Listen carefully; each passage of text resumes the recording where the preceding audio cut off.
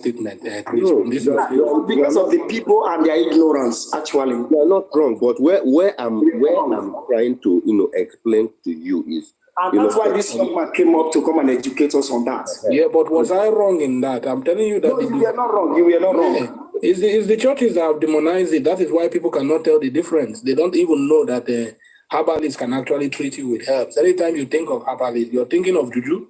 You heard a Christian. That is chief priest or ex priestess. Yeah, you heard a Christian come up here now to describe it for you and tell you that they some say they even use they do. They use human parts as well in part of their in my country, it is quite clear there is no confusion, and the church hasn't had any impact or by associating. In my country, we call them, in my local language, we call them Okomfo. And then we have Odunsini. So the Odunsini is what Chris explained, the one that uses herbs, okay, to treat a person. That is how we call it. For that, we have a lot of them in the churches. But when we say Okomfo, like chief priest, I think that is what in your local parlance you say that they serve other gods. So in my country, it is quite distinctive. No church has an issue with, Nigeria is very big and they have too many, if I may assume, too many cultures and all that. So I can agree with that man's assertion of how the Christian perception, particularly the story that Chris even narrated. You can see his own compatriot, a fellow pastor misunderstood what he was doing to mean something else and they ostracized him from the church. You understand? But you will never find such story in Ghana because in Ghana, to even add to you to confirm this thing you said, the festival in Ghana. I lived in Ghana for a very long time. This festival in Ghana they call Omowo Festival. I know Omowo very well. I think Omowo lasts for 1 month or so. Within those Omowo times, nobody plays music, even churches. We agree to that. Yes, even churches don't play music. No, we don't. Yeah, it's true. Yeah. We don't. Everywhere is quiet. Everywhere is quiet. Yeah, even if you play music, there's some sort of traditional music. No, that man truly lived in Ghana is true. The only problem with them is that the people, some of them go around and still collect money and allow even the. That is the thing. That's what I was going to explain. That even though this thing is there, some people still exploit it.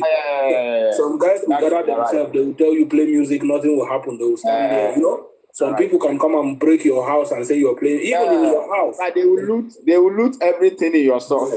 Yeah. But when the festival itself is happening, people come from all over the world. I go every year when I was in Ghana. The only place we have, which is quite not an easy place to talk about, we call it the Nogopo. It is like the way you have Amadioha or whatever you call it in Nigeria. We have one in Ghana. That one is in the voter part there. It's one of the one of the gods of the lands, and to date, you still have people that are serving.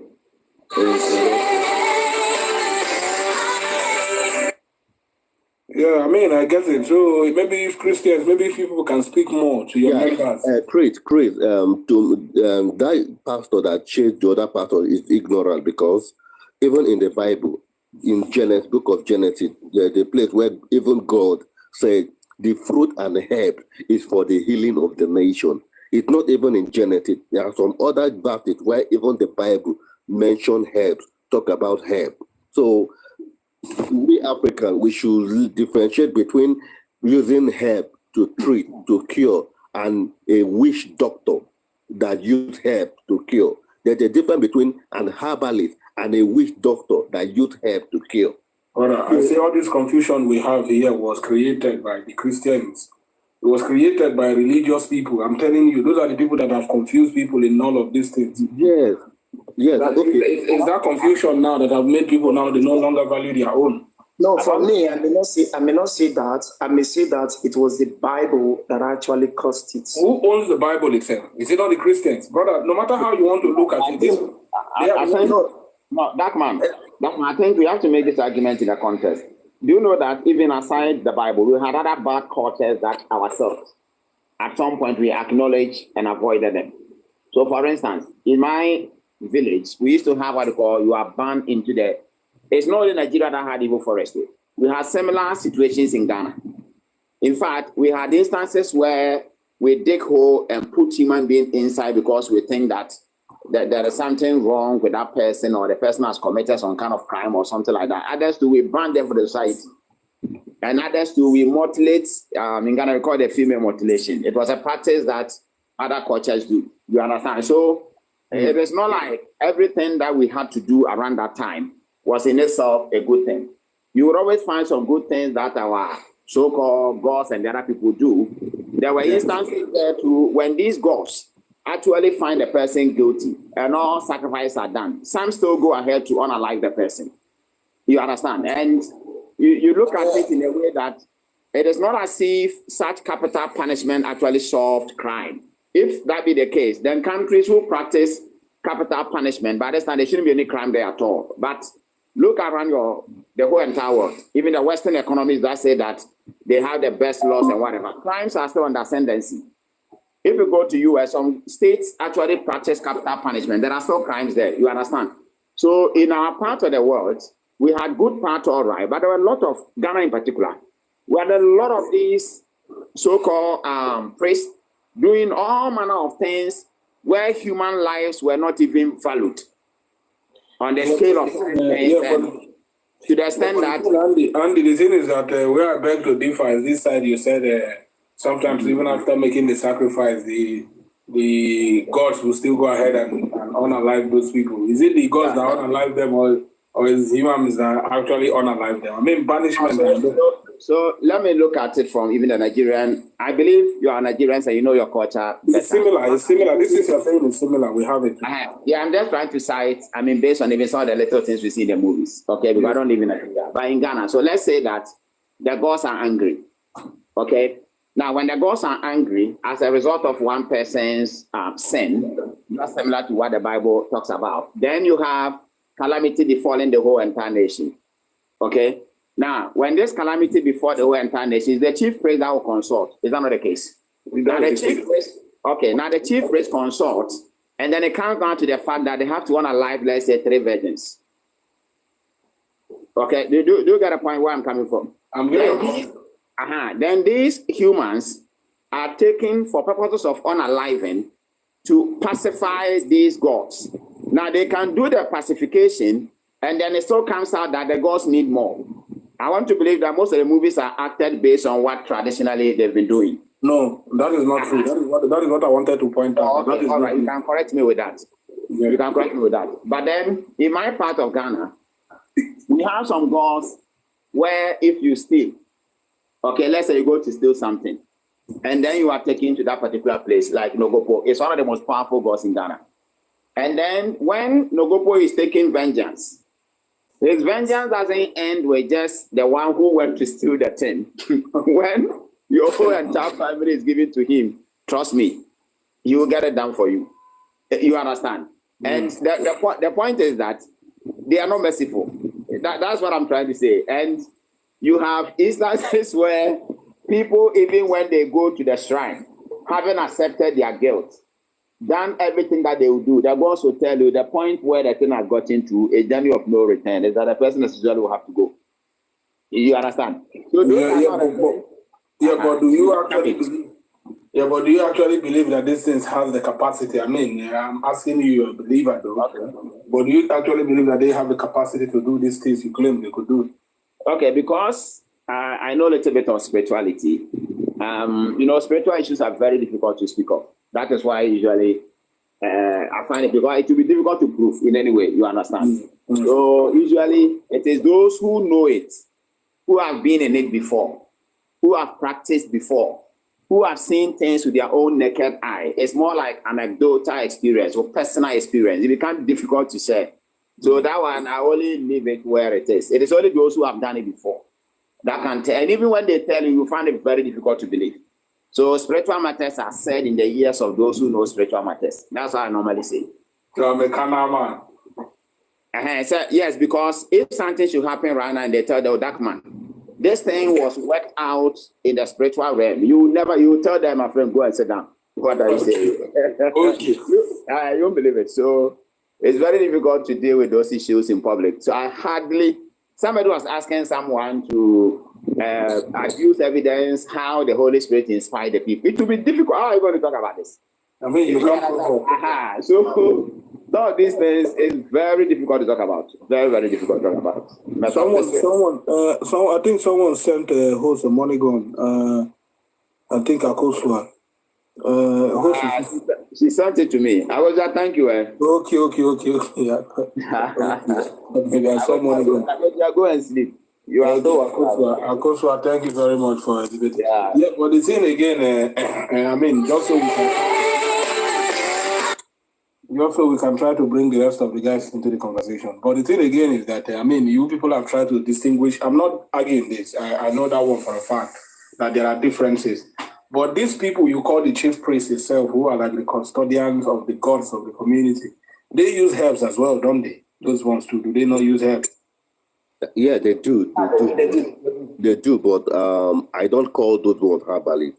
Those ones witch doctors using herbs. Yeah, but they use herbs too. What do they use those herbs to do? They do, but as long as you have connected those herbs with spirit, it's called witch doctor. Witch doctor, yeah. So once you've now attached divinity, listen, a witch doctor is different from a chief priest too. Really?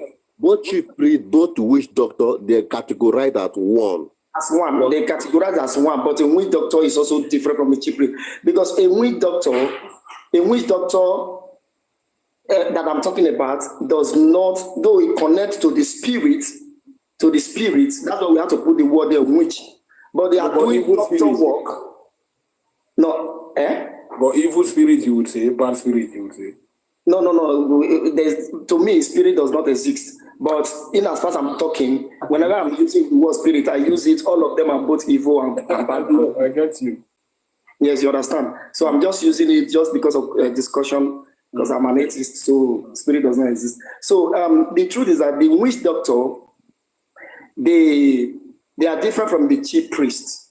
The witch doctors are like herbalists, but they connect their herbalism of, I don't know whether that's in English. They connect the herbalism to a spirit. Good. Unlike the Pastor Matthew that I know, he doesn't do sacrifices. He doesn't do, he doesn't appease, you understand, anything. Once he administered the herb, he does not hear anything, he does not talk to anything. But once he administered the herb, and the herb, you are not getting improvements, so he will tell you either to seek medical doctor or to seek other this thing. He can also refer you to other herbalists that he knows, you understand? So he can teach anybody how to do that same medicine. But a witch doctor, who is also like an herbalist, also administering drugs and medicine, cannot teach the person. For him to teach a person, he has to initiate the person, because the strength of the working of his medicine is the spirit word. All right. I mean, I get your point. I agree. But it does not represent a god, a specific god. Why a chief priest represents a specific god? I mean, I agree. I get your point. But if we come back to reality, I don't know if Andy and these guys listening here. If you come back to reality, we know that the people who practice these things now, they kind of do everything together. You know, they kind of do everything together. These guys who practice this modern day African practice, they do both together. They sort of have a shrine, and then they tell you they see spirits, and at the same time they work with herbs. Do they not? Of course, that is how they do it now. No. The herbalist does not do everything together. It's like 3 in 1. It's like, but that is how they practice it. The herbalist does not do everything together. The herbalist does not. So, are you trying to? Can I give you one example? The father of medicine, as a medical doctor, before you take any oath, they called it Hippocratic oath. Mr. Hippocratic, that they call the father of the world medicine, father of medicine. Who is he? He was an herbalist. Are you trying to tell me now that Mr. Hippocratic consult spirit or the witch doctor? No. Herbalist does not do the 3. Herbalist does 1, but a witch doctor does 2. Yes. You see, why I came up to not the theory. Yes, why I came up to explain everything, because people are confused. The moment you mention herbalist, they tag you as a witch doctor. You beat spirit. No, when you say people are confused, the people who are confused are the believers. It's not like the unbelievers that they are confused. They are not Muslims. Even the unbelievers are also confused. Even because the unbelievers still believe that El herbalist is connected with the spirit. Yeah, I agree with you. The forever living product, they come, everybody is participating, selling their product. The TNG that come to Nigeria to sell their, are they not selling herb? Did they practice any witch doctor? Even the so-called Bible we are talking about, God even said it in the Bible. The fruit and herbs is for the healing of the nation. Even David, King David, there's a verse in David when David was talking about herb, where he used herb to cure himself.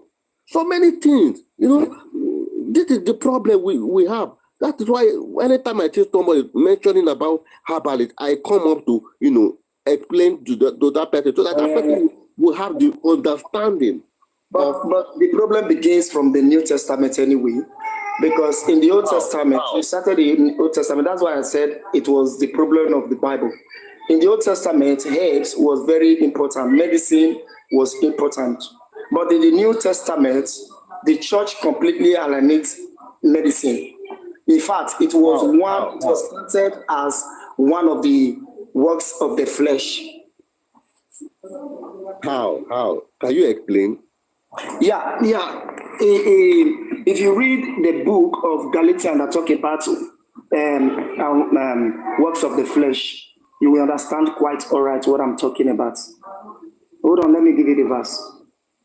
But as the church were evolving, they begin to, while they were translation, they were not only engaged in translation, they was also engaged in correction as well. You understand? In the New Testament, you mean? Yeah, in the New Testament. They were also engaged in correction. While they were evolving, they were saying, but the verse largest man quoted now, is it from the Old Testament? The one where in the Old Testament, the use of medicine was permitted. But in the Old Testament, because the Old Testament now does with prayers. You understand? In the Old Testament was strictly on prayers. You understand? The Old Testament, when everyone is sick. Can I correct you? You should correct me with the Bible anyway. Wait, Jesus Christ, when he was healing the blind man, did he use prayer or the soil? He picked the soil, spat on it, and rub it on the person's eye. Yeah, Jesus healing the blind man was as a result of faith. So it was not by medicine. So all that he was doing was symbolic. It was symbolic, but he had to do with my brother. No. The healing had to do with spirit. This is how medicine occurs. Medicine, where you can take it without faith. Herbs, you can take it without faith, and it doesn't have to do with spirit. I think we have dealt on that before. It doesn't have to do with spirit. But if I take a soil now, for example, and I spit on it, and I put it on your eye, you are going to get blind if you were seeing before. So for Jesus to do that, it was not a medicine practice. It was a spiritual practice, but through Jesus Christ would have just tell him, "See, open your eye," as the way he healed so many people. So why is it that as well? Yes, why is it that in that particular argument? Are you saying that? Let's take it to our present day. Are you saying that anointing oil is a medicine? Like, hold on. We have heard a lot of. Let me prove you wrong. Let me prove you anointing oil. Let me tell you, guys, hang on a minute. Let's not make it rowdy. Guys, let's not make it rowdy. Largest man, I'll give you like 2 minutes to respond, and then we'll give Andy time to come in. And Pedro, you will go again. It's freestyle mode now, but let's still be organized. Okay. Largest man, I have your 2 minutes. Go, brother. Okay. You're talking about olive oil. Do you know olive oil too is medicine? Huh? Do you know? No, olive oil does not cure cancer. It's not a medicine for cancer. Let me tell you, olive oil is medicine on its own. I use olive oil. I use olive leaf. I live in Turkey, Istanbul. I get a lot of olive leaf. To cure cancer? Yes, it's to practice cancer, olive oil. Okay, what about to cure HIV? To cure HIV. To cure HIV is what about to cure fibroid? Because we have seen people testifying that they administer olive oil on them and fibroid disappear. Can I do that and go to a fibroid patient and give them anointing oil and it will be administered? If that they did was symbolism. The actual thing, if fibroid actually disappeared, the actual thing that disappeared the fibroid, though I don't believe in spirit anyway, but for the sake of our discussion, I just want to put that for your hearing. The actual thing that made the fibroid HIV cancer disappear was not the olive oil. It was the anointing, which I would call the spirits, and the faith of the receiver. So the oil was a symbolism, not a medicine. Yeah, that is why I'm telling you, olive oil have a healing property. No, olive oil is not a medicine, sir. See, I'm a herbalist. I know about herb. I'm telling you. You can say it's an ingredient. Olive oil is an ingredient to a particular thing, and I'm not doubting you that you might have studied herbalism, herbs, but olive oil can be an ingredient to cure cancer, HIV, whatsoever. I'm not saying that.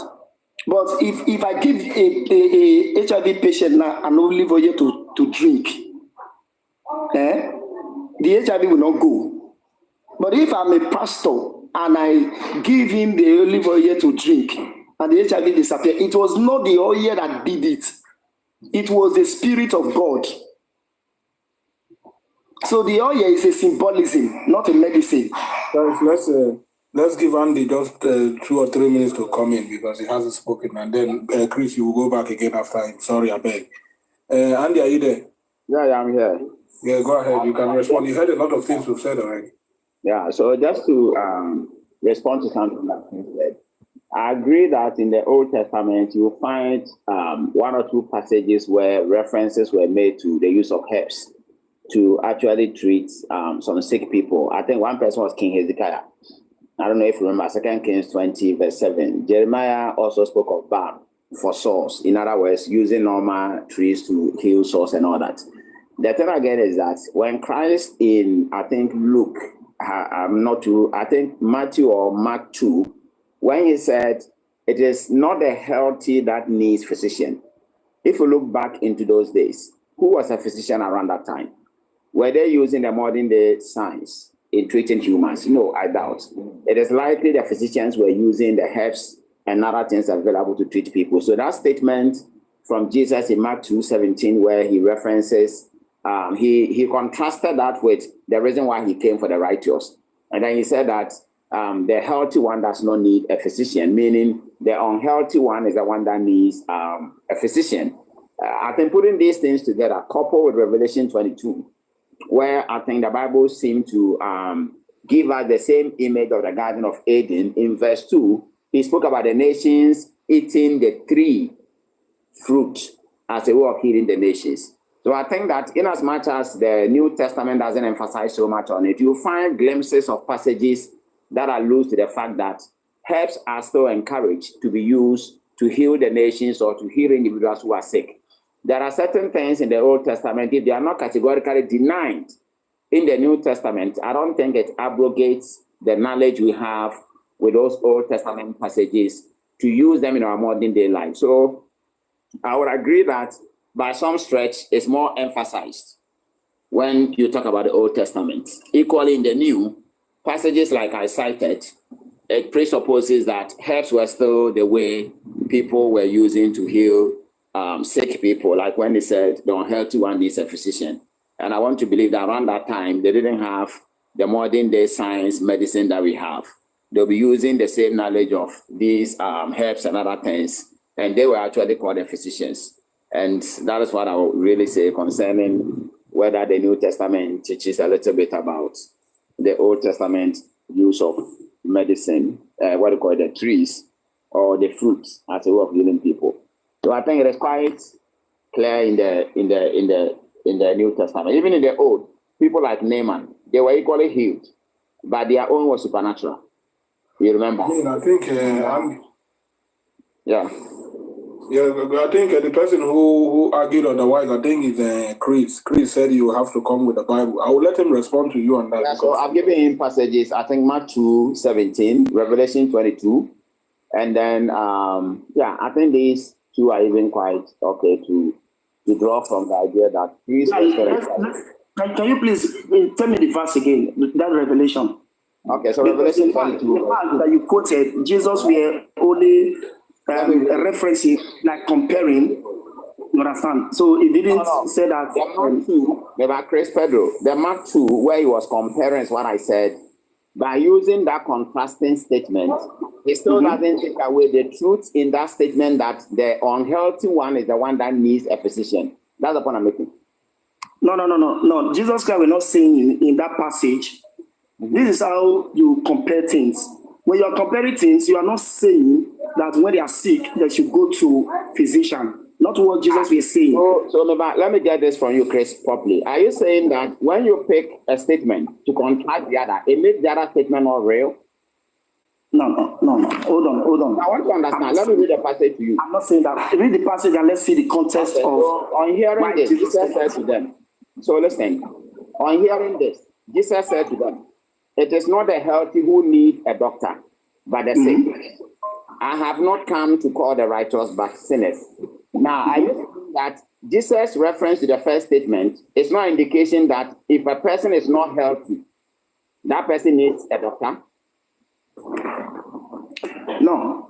Jesus Christ, before he was born, he knew. No. Let's stick to the 2:17. I understand when he was born. Let's stick to the passage and then explain it to me. He said, What was the passage? Yeah, everybody is on it so that everybody will listen. Now, on hearing this, so it comes from the verse 16. I can go there for you. On hearing this, Jesus said to them, "It is not the healthy who need a doctor, but the sick." Now, it ended, and the next statement is, "I have not come to call the righteous, but sinners." My question to you is this. When he said, by using that to contrast the issue of coming not for the righteous, but for the sinner, does it deny the reality of the first statement? No, it does not deny the reality of the first statement. So the sick person will need a physician. Yes, I know. It does not deny the reality of that. Because before he was born, that was realistic. But rather, it does not also say that if you are sick, that you should go to a physician. No, but it doesn't need to say that. The passage is quite clear. That's my point. No, so this is what the sick person needs a doctor. I find it strange with this interpretation, Chris. So if I'm talking to you and I say that a poor man does not need food, but he needs a business, but I came to provide this for these people, you are saying that my earlier statement is a denial of a poor man needing money. I did not say it was a denial. No, if it is a denial. Listen, I did not say it. What is it? Is it an affirmation? Okay, guys. Listen to my point. You are not. Chris, hang on a minute. Since the two of you want to go at it, let me just make it time so that when one person is speaking, the other person can just wait. Chris, I think if you give me time, if I ask him a question, he should interject. All right. So should I just give the two of you 5 minutes to just put it around there? Yes. If the time is not enough, I'll add more. So we can be muting ourselves. All right, that's fine. I'll just leave it at 5. You guys should just try to go around. Just give yourself space to speak, please. Okay. You asked me a direct question. Jesus mentioned a statement. Does it mean that in reality, Jesus was against the statement? The answer is specifically no. In reality, Jesus was not against that. If anybody the sick need a physician, Jesus were not against it. It was no, according to the question you gave to me. Again, it's a very straightforward answer. But nevertheless, it was also that statement, Jesus did not say that if anybody is sick among his followers, that he should also go to a physician. You understand? Realistically, Jesus were dealing with different people. There are his followers, and we have the one that does not even believe him. So you can come in. I don't want to talk to myself. Come in, please, on mute. Okay, all right. So I wanted to give you some time. Okay. So no, I don't like engagement like that. Just to talk. All right, sure. So to me, my point is clear. Once a statement is made, it is the sick that needs a physician. It cannot be clearer than that. And then that is true. Number two, there are instances where we even find in the book of Timothy where Paul actually encouraged, I think, Timothy to take a wine to cure his headache or something like that. I don't think that was a way of saying that go and buy a modern day medicine or something like this. Anything naturally available that could cure at that time is what was being prescribed. Today, you can go to hospital and say that you don't have, let's say, iron, so eat more of this.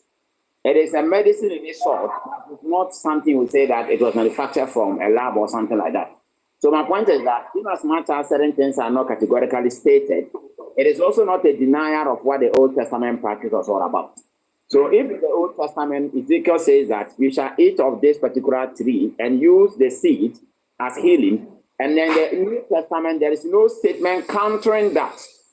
As a good theologian, or with what you call a sound theology, it is something you can clearly say that you can equally emphasize the importance of what you call it, trees and their fruit and what they are being used for. So for me, I don't need Christ to categorically say that, but you can always say from statement. Okay, brother. First and foremost, you heard me say that the Old Testament, the meat heads. Yeah. The meat, the heads. The argument will come that led us to this place. Yeah. Even in Nigeria, we see the argument is that we see both these three are distinguished before. We see them as one. That was the same thing that happened in the New Testament. In the New Testament, the Abba people were categorized as sorceries. You can find that even in Indian tradition today. The Abba people, they are categorized as sorceries. Now, it was written specifically. It was written. You said you were quoting. I will beg you not to involve Old Testament because me and you does not disagree in Old Testament. Now, in the New Testament, prayers was the only option. I can quote you verses where it was shown. If you want. Only option, Chris. If you say only option, you are saying there was no alternative. You say only option. If I tell you eat good food, like the one you quoted Timothy about the wine. If I tell you eat good food for your health's sake, am I telling you that food is a medicine? Just to correct you, Timothy's case, he had a stomach pain. I know now for your stomach ache. Now it was for your stomach ache. Exactly. So it was like medicine. Now wine is not a medicine. Wine, water. If I tell you are having, listen, brother. This place, if you are having fever, they will tell you drink plenty water. That one is not a medicine. For the fact that wait, let me leave here because I'm noise. Wine. We are not looking at our topic. What led us to this place is not just healthy things or something that can make you edgy. If I tell you go and relax because you have an headache, go and relax, have some sleep, leave your computer. I'm prescribing a medicine to you. No, these are not medicine. Don't allow to deviate from what is not herbal medicine, and we are not saying that water, food, good food, pepper soup, malt and meat. I don't think I mentioned that too. Because you brought wine into it. Yeah, so the example that I gave you was that if you go to the hospital and a doctor is going to prescribe a medicine, it is what is worrying you, the symptoms. The doctor will look on it and say that take A, B, C, D, and this thing will cure you. If the doctor asks as part of your treatment, drink more water for that water to treat you, it can be equally construed as a medicine because that is the cure. You've been diagnosed. That is not medicine. Everybody drink water. Okay, so when we say medicine, that is to say that everybody, you are not indirectly saying that everybody everybody is an herbalist, because that is what brought us here. Everybody is an herbalist. I responded to Craig. I didn't respond to that part of the conversation. My response was in the way you have your statement, in the sense that the Old Testament seemed to advocate more of using herbs in treating our disease and ailments. I'm not hearing you anymore. When it comes to the New Testament, I didn't hear you, please. There is noise at your background. I'm saying that I only responded to the statement you made. That when it comes to the Old Testament, it seems to advocate for eating of the tree and use its leaves and fruit. Don't quote Old Testament anymore, because I agree with the Old Testament. Old Testament, they were even calling herbalist and sorcery. No. Even in the Old Testament, that's why I wanted to even correct you again. Even in the Old Testament, it is equally considered as sorcery. And let me tell you why. In as much as the Old Testament was written in Hebrew, the Septuagint, who translated the Hebrew into Greek, they used the same Greek word, pharmakia, for sorcery, which is the same Greek word used in Galatians. Now, the word pharmakia in Greek, it was not the same. It was not the same. Okay, so I have a Septuagint Bible. Relax, bro. I have a Relax. You understand the Septuagint? Yes, of course. Okay, now, you know the Hebrew Bible was written, the Old Testament was written in Hebrew. Mm-hmm. So you are not going to have the same word Hebrew as Greek. You agree? Because the New was in Greek, Koine Greek, and this one was in Hebrew. Now, I'm saying that the Septuagint, who were Hebrew Bible scholars, who translated the Hebrew Bible into Greek. Listen to my point carefully. The Septuagint translated the Hebrew Bible to Greek, meaning they find Greek wordings that will give the same interpretation to the Hebrew wordings that they had in the Old Testament. And I'm saying that it is the same translation, sorcery. It is the same translation in Greek as pharmakia. The point I'm making is that until modern science came, now listen carefully, until modern science came, through the Greek tradition and the ancient tradition, it was more of those in the houses of the king, the king's palace, who were more of divine. Those priest people who knew much about spiritism were the ones who were using such knowledge in curing people.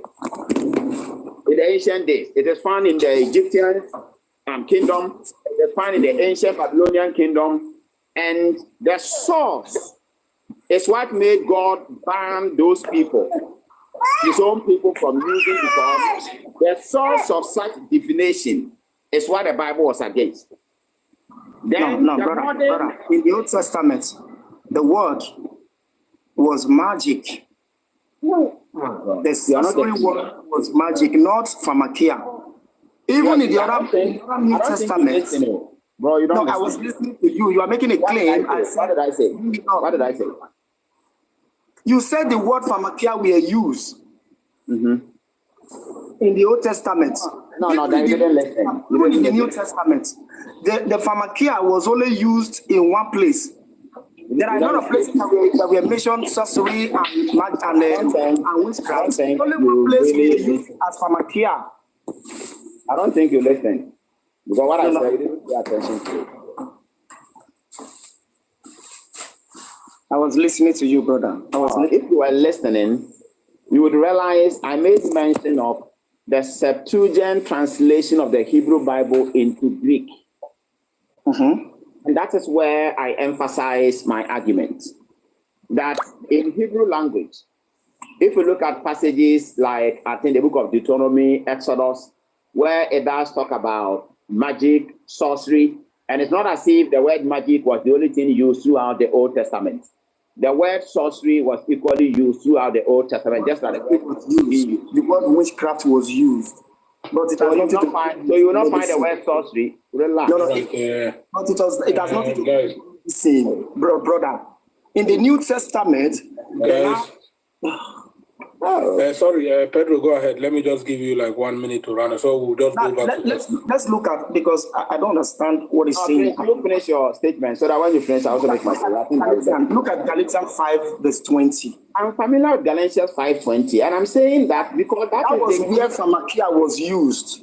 Nice. You speak, okay, because the way we are doing to be educative, you finish. That was where pharmakia was used, but you are not trying to group every word, everywhere that sorcery appeared, both in the Old Testament, to look like they were all pharmakia. No, incorrect. That is the claim I'm debunking right now. And now, in the original manuscript, that Galatian uses, that was counted as works of the flesh, counted medications as works of the flesh. That you understand? Now, other place that now, even though modern translation now try to change it to witchcraft, other places that was written witchcraft in the same New Testament, they were not, the original word that was used was not even pharmakia. That is what I was saying. And are you still there? Please don't mute if you are there. I don't engage with people who can mute him. I can't engage you this way. When you are done, I'll make mistakes. Yeah, Chris, if you're finished, then give him. Have you finished, Chris, so that he can respond? I mean, yes, I was done. I was trying to listen to him. He was not saying anything. All right, Andy, go ahead. Just round up in 2 minutes so that we can go back to topic, guys. Okay, all right. Thank you very much. So the point I'm making is that the New Testament never replaced the word medicine or drug for something. No. In Galatians 5, just as he quoted, the word that was used there, pharmakia, was a word that was actually translated in English based on Koine Greek, what was found at the time. And the usage of that word was witchcraft, sorcery, and other words as people may find them. It was never the case that it was against drug or the use of drugs, because modern day drugs, where did they come from? There was no such thing like that. Now, the reason why the word is actually related to drug is because of how the ancient people used magic art as a way of curing and healing people. And the source of it was another divine sort of being, which God spoke against to the nation Israel.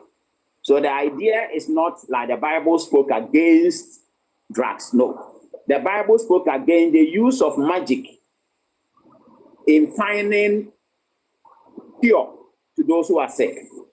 Now, if you look into the Old Testament, this particular practice Paul mentioned in the New, it's not something that was happening just at the time of Paul. It was a practice that was among the Greeks long time ago. And Paul's point was that the source, just like the way we were talking about native doctors in Nigeria and all that, you may have one herbalist who is not using any source as a way of doing his herbalist work. Rather, that person is relying on the knowledge of the plant. And then you have others that may rely on another source to obtain the cure. And that is what Paul spoke against. Now, the other point that I raised, forgive me to just cut in, is that the Old Testament, as it is, it was not written in Greek. The Old Testament was actually written in Hebrew language. Now, the point I'm making here is that the Septuagint, anybody can check, the Septuagint who did the translations by translating the Hebrew language into Greek, they used the same Greek wordings. Stop making that claim, please. In instances, I beg, when you were speaking, I didn't speak. Yeah. So now, hang on a minute, Andy. I think it was your time to make submission. Should I give you your time so you can then make submission and then? No, but I don't talk long. That's not the point. Yeah, it's Andy's time to make a submission. It's not about, they have time that they give to everybody. So it's supposed to tell you when you make a claim, you're supposed to bring it up. No. Chris, Chris, there is how we actually run it here. He will get it. He hasn't made a submission. I mean, everybody gets 10 minutes to speak on the topic. I think he can touch all these things. Then if you then want to engage him and he makes claims that you don't like, in that engagement time, you can then respond to. You will get all the time. You can decide to have an open dialogue. I understand how it's run. Is he using his 10 minutes for submission? I want to give him his 10 minutes now so he will make it. I want you guys have already rounded up that conversation. It was freestyle mode. Now we want to go back to the program itself. You just tell me you give the 10 minutes to already, because you said you want to give it 2 minutes. And no, that one has concluded because he has a lot to say. So he can just continue in his submission. Then if you can respond, you can then engage him so that other people can come into the conversation. Go ahead with the 10 minutes. But if I want to engage, I don't like talking too much because engagement is not all about talking. I mean, we have once the engagement session. It's a matter. Yeah. Once the engagement opens, let me continue with his submission. I understand that it's wrong. Yeah, let him finish his submission. If you want to engage with him openly, like open dialogue, it's fine. It's up to you. Fine. That is how I engage. Yeah, that's fine. Then I will just take it that you'll be the first person to engage him. Just let him finish his submission. All right. So, Charlie, thank you very much. And I'm really glad for this opportunity. I'll reiterate my point. It doesn't take much for anybody to do some small scholarship. I have the Septuagint Bible, okay, with me. I bought it just about a month ago, so I read it a lot. Now, the Septuagints were Hebrew scholars who translated the Hebrew Bible into Greek. It means that just like the way they do translation from Greek into English so that we can read, they try to find words that are similar to the same idea that the Greek wordings actually denote. And I repeat, and I know it's for a fact, that the Septuagint, in other words, the Jewish scholars who translated the Hebrew Bible into Greek, into Greek, yeah, that's correct.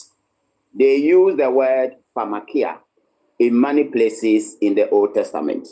One example is Isaiah 49. Isaiah 47 verse 9 and then verse 12.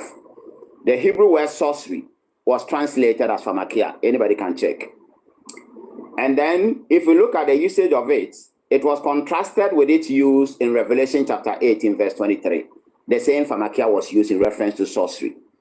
So pharmakia, as known, even in the minds of the Hebrew translators who understood the Hebrew word for sorcery, found an equivalent word for pharmakia as meaning sorcery. Anyone who reads the Bible and come into this simple understanding knows that whenever you are finding equivalent of words, you look at the meaning of the word in its originality, and then an equivalent word in your language that will communicate the same idea. These Hebrew Bible scholars actually translated sorcery in many places in the Old Testament by using the word pharmakia. So it connotes the same idea. Christ, Paul, the apostles, no one was against the use of drugs. Never. The theology behind the word sorcery, as the name implies, comes from the Near Ancient East methodology for healing. Anyone that is familiar with Egyptology, Assyriology, and the Babylonian history will know that in the king's palace, whenever someone is sick, it is these men who normally come into the court. And if you look at Egyptology, they had a particular god who was represented as a snake. That snake meant a renewal of strength and at the same time as a cure for people that are sick. Anybody who knows about Egyptian history knows these things go on in their palace. As a result of that, the idea of drug development and even a symbol, which you normally find across most hospitals as using snake, was a donation of what the ancient people were doing. So the whole idea of them attaching some divine revelation to the medicine that they are using is what God was telling the people of Israel, that you shall never do such thing, because when these spirits reveal, there is always something attached to it. But when you use your normal mind, knowledge, just as I've given you, and I quoted from 2 Kings, where Hezekiah, who was sick, actually a plant or a medicine was used, or what you call it, a herb, was used to heal Hezekiah. So the Old and the New Testament has no problem with the use of herbs. The problem is just like the way our friend explained when it comes to Nigeria concept, where he mentioned the native doctor and the witch doctor. In Ghana, we have other medicinal people that will tell you that when they went to the bush, it was a dwarf. Anybody who is familiar with these stories, and I'm sure Nigerians may come across the same stories, they will tell you that they became a herbal doctor because they once went to the bush and encountered a supernatural being. And this supernatural being taught them how to do medicine for A, B, C, D. Now, these people, when you engage, they will tell you that all that they know, it is some spirit that comes to teach them, put A, B, C, D together. That is what the Bible is talking against, using sorcery. The source of your solution is what Paul spoke against. But the Bible never spoke against the use of fruit or herbs or any other natural plant to heal any person. So the Septuagint, who did the translation, use the same word. And the idea is to tell you that the source is where God has a problem. Let me tell another very interesting passage in the Bible.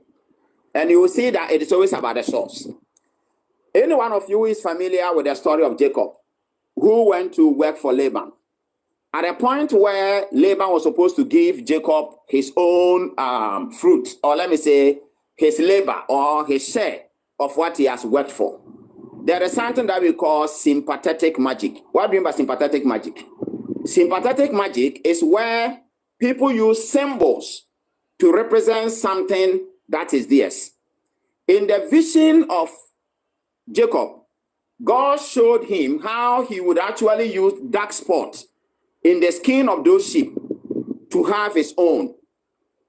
And the Bible says that when Laban actually realized that almost all the sheep, I don't know whether it was sheep actually, but the story I'm just paraphrasing, were having this sort of mark that Jacob actually spoke of. It is what we call sympathetic in the ancient world, what they call a sympathetic magic.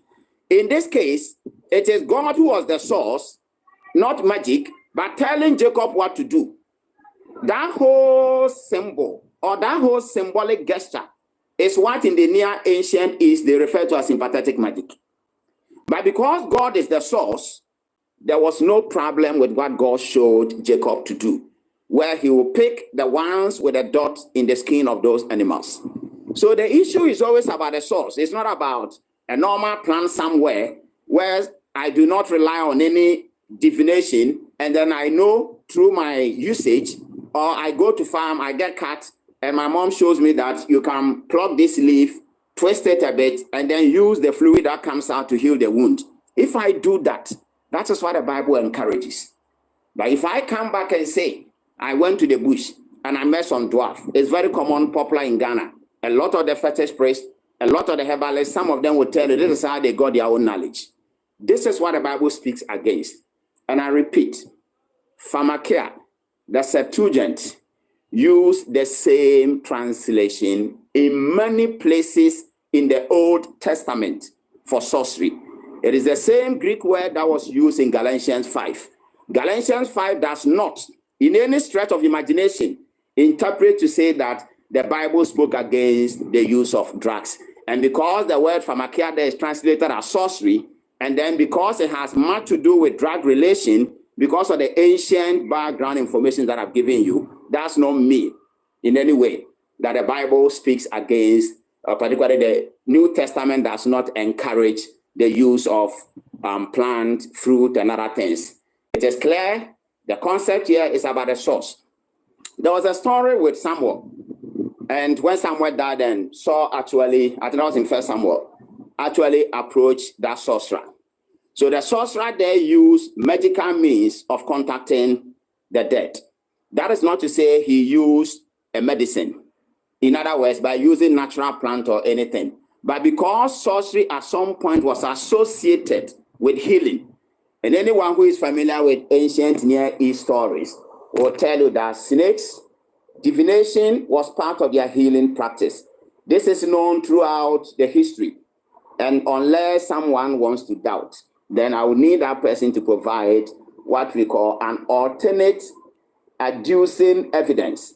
That number one, the Septuagint never translated anywhere the word sorcery is used in the Old Testament with the word pharmakia. And I quoted Isaiah 47 verse 9 and then verse 12. And there are other places throughout the Old Testament you see that they replace the word sorcery with the word pharmakia.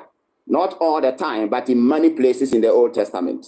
The point is clear. The Bible is not against it in the New Testament. It used the word pharmakia, sorcery, in the context of the source of where you are getting that particular.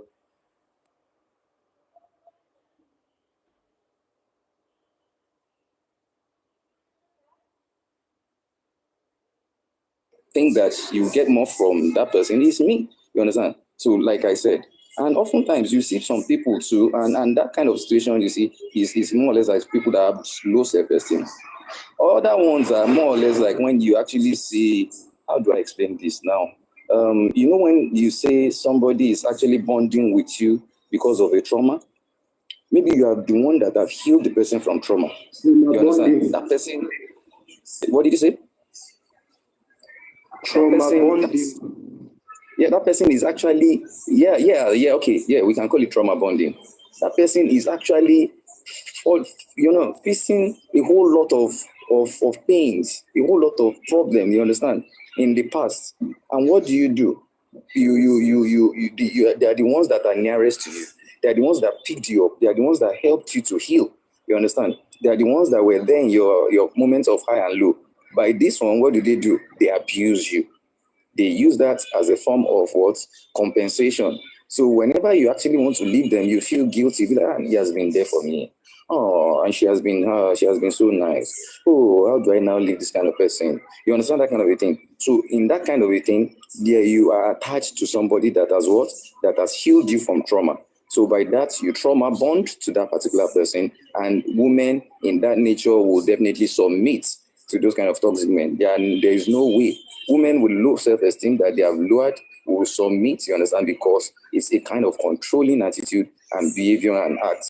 Some women, you understand, most of them, they fear, they don't want to. You see, loneliness is something that is actually crazy. If you have actually been lonely, it's different to be lonely and it's different to be alone, you understand? When you now feel both, when a person now makes you feel both, you understand? Meaning that when you are around people, you don't even see that people are around. It's different from when nobody is now around you. So it creates that fear that, oh, you are going to be alone. You understand? That's the fear they create in you. So the moment they create that fear of you being alone, you'll be like, who's going to marry me at this age? Am I going to just be alone? Would I going to just be like this? Am I going to do so? Am I going to live? You understand? Then you now start thinking, when I'm alone, I'm going to be lonely. I'm going to be this. So that fear of starting over again, you don't want anybody to criticize you. You don't want anybody to say, see, and she started good and she started well, and we were seeing them as the best couples. So it's not even good. So that fear of not exposing, that fear of not being lonely, that is what happens. You understand? Women like that will definitely go back and creep back to men. You understand? Hoping that they can ask for their forgiveness or they can do this. Some people who think they can change. They want to change these people. They believe, you understand? Believing in the sense that they are believing that there can be changes, you understand? So they always think that, don't worry, maybe it's time. Maybe he's facing problem in his work. Maybe it's because those are the excuses this person is giving. Remember, a toxic person, you understand, is intentionally trying to do what? Trying to control, manipulate, and, adjust that person's way. Just to be able to separate that person from his own feelings, separate that person from his own thinking. So what do they do? What do? They will be able to what? Control them, you understand, by making them feel that they can change. You understand? When they show, you are the one causing it. You are the one causing it. You know what that kind of a thing is? You are intentionally gaslighting sometimes. They gaslight. You understand? So she may think she's the cause of the problem. You understand? And you'll be like, how can I please him more? Let me still keep pleasing him. Maybe I'm the one not doing right. Maybe have you seen women that are saying that I'm the one that is causing him to beat me? Have you heard that kind of a thing? The woman will say, I was the one that caused it. those people are the ones that are actually paid. The other things that I believe that can happen is when some people are in financial control, they have money. You understand? They can actually be toxic to you. They control you because they know that there's nobody, your family is poor, your friends are poor. There's nowhere you can go to. The only place you can go to for help is with them. You understand? So at those times, you understand, they can also, you understand, women would always be submissive to them because they have made them their what? Their lord of the ring. There's no other place to go. You understand? So people need to be aware. It's because of some lack of awareness, that's why some people are still there. They dominate them, you understand, and they make them feel that there's no love outside. They make them feel that, hey, you can't get love, you can't be part, there can't be anybody that can be passionate to you, there can't be anything. And with that reason, do you know what happens? Those people would definitely not want to go because they've actually dominated them, they've made them that there's no love outside.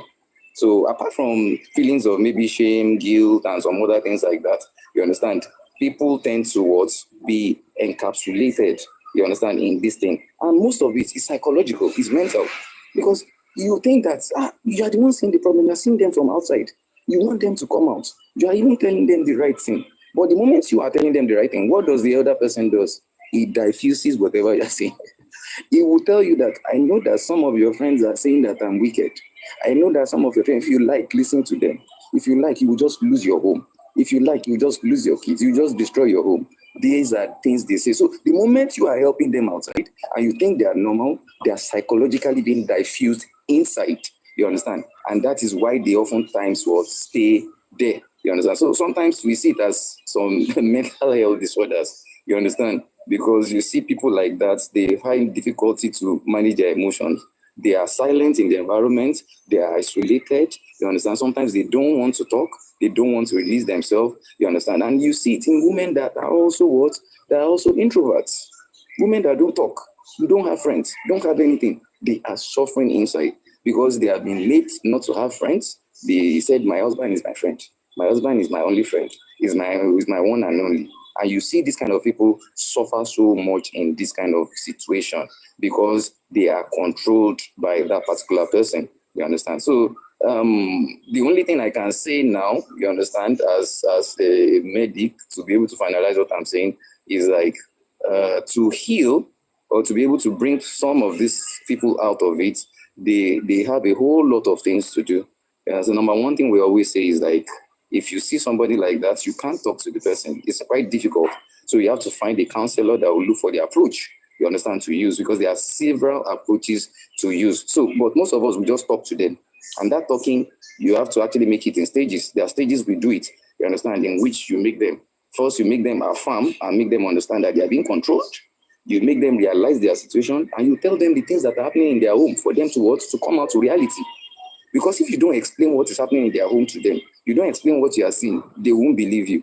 They will just believe, she's just saying, she's just a friend. But the moment you are telling them, this is what I'm seeing, you are feeling this, right? You are feeling that, right? This is what is happening. You are not judging, but you are telling them to be able to actualize, to remember that this is my feelings.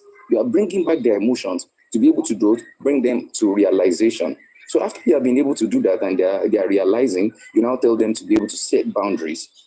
And some boundaries protect emotional space. You understand? Boundaries will be able to put them in a place where they are not manipulated.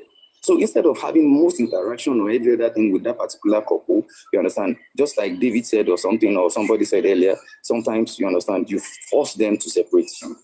When the man doesn't see them around, he feels terrible. He feels lonely. So they need support. They need to seek support. So it's either the boundaries are self-created or forcefully created.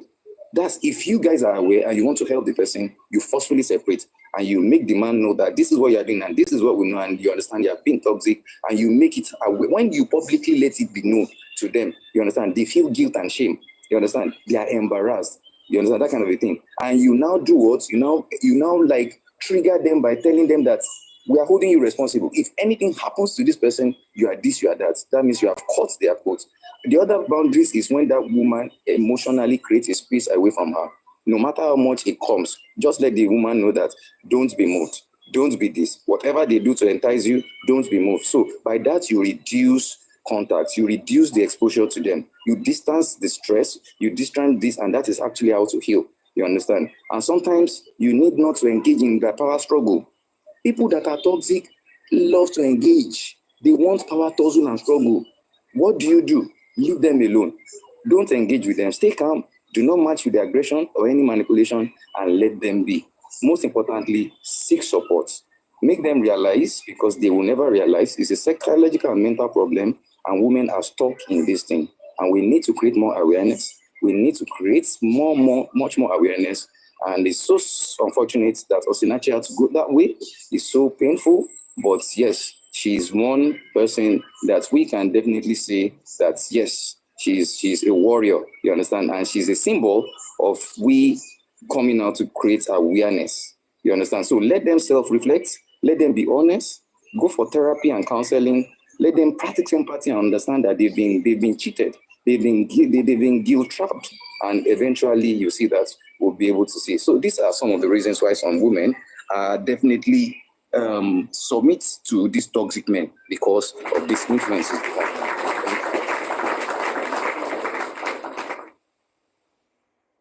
Dr. Moss, welcome in.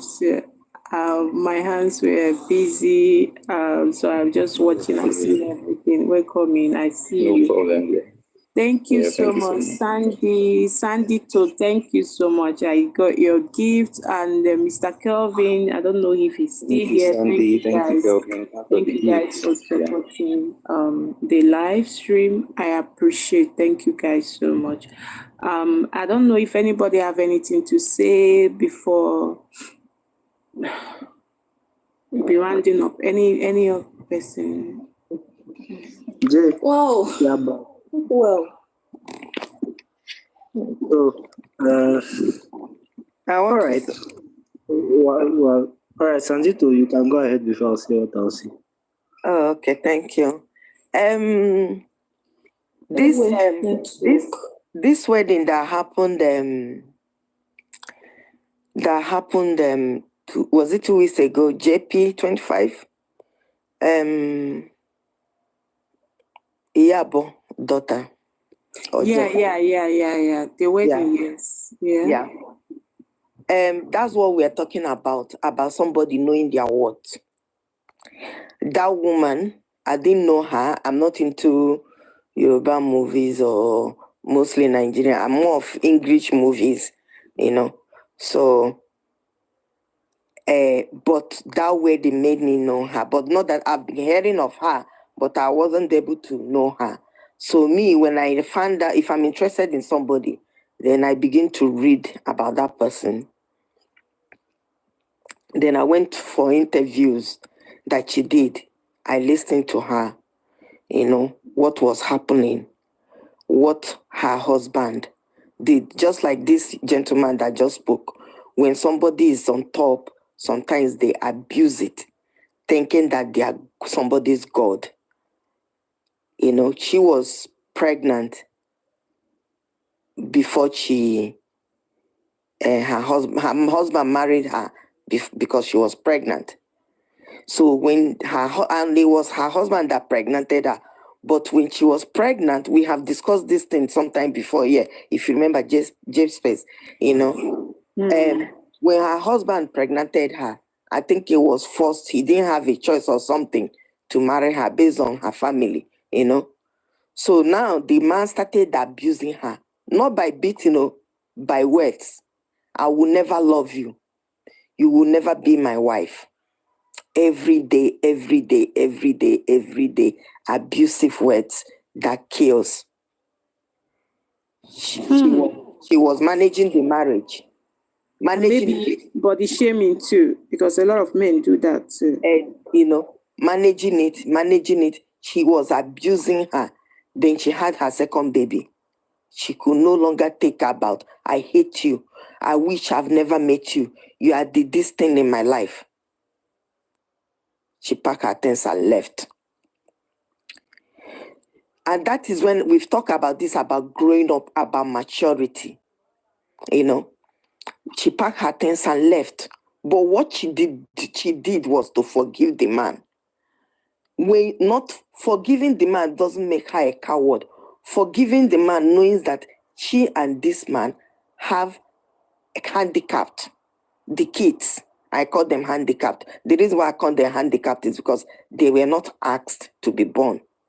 So it's your responsibility to create a safe space for them. So she began to be a single mother. Everybody, most of her friends, she said it on interview. People doesn't want to associate with her. All her married friends, their husband warned them of her. They stay away from her. She started building herself on the inside.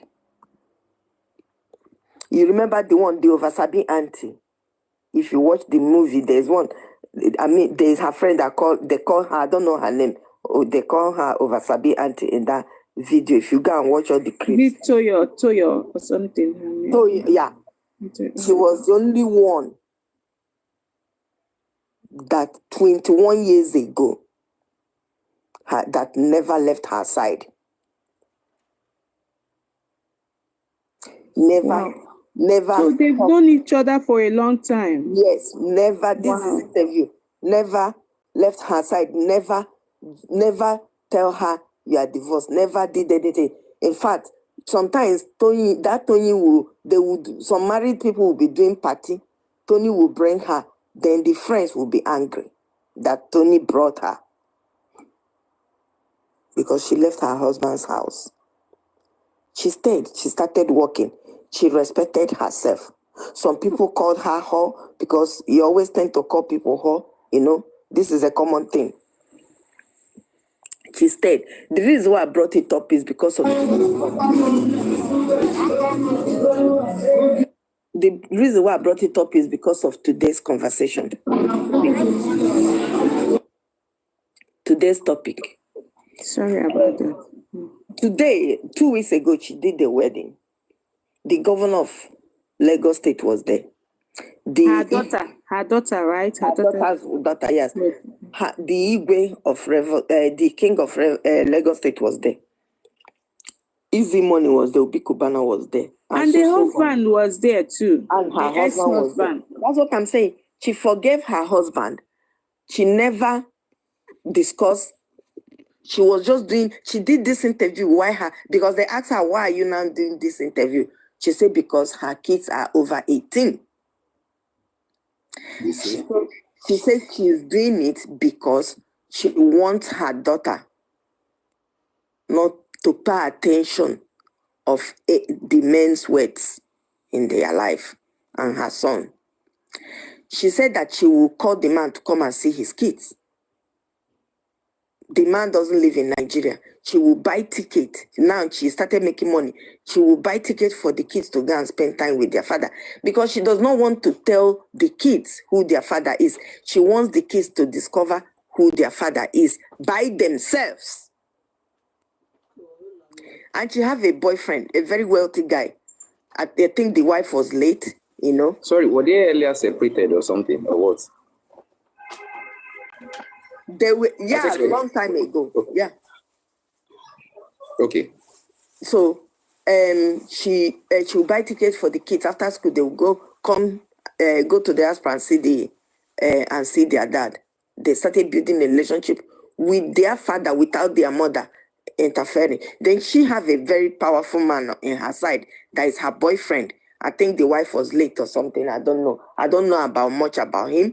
With his wife, but he has also, I think he has some kids, and the kids were calling. The reason why I say maybe the wife is late is because the kids of that man knows about the relationship and they are into their life, and the daughter of the man is Iyabo is also training her. She stays with Iyabo most of the time,